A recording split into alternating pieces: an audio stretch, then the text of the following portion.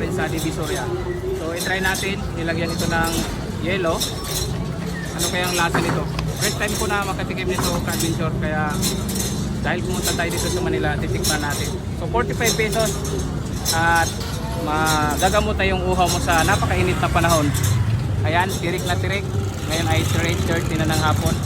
So i-try na natin.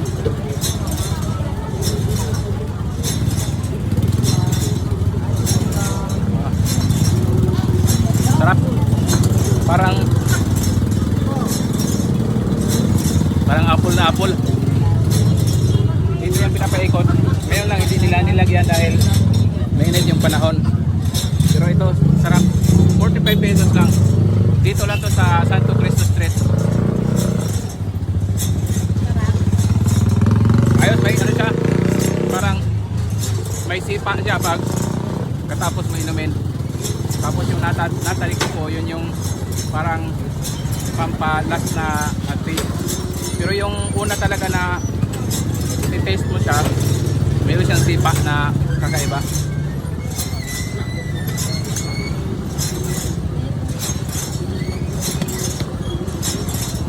Masipa yung Mountain Dew doon sa lamig ng ice. Hindi, matagal na ba dito? Tagal na po? Tagal na to? 2 months. 2 months pa lang? Bagay kayo dito? Ako talaga nagbantay. Ganon. Sige. Ayun po. Sarap. 45 pesos. Pop soda.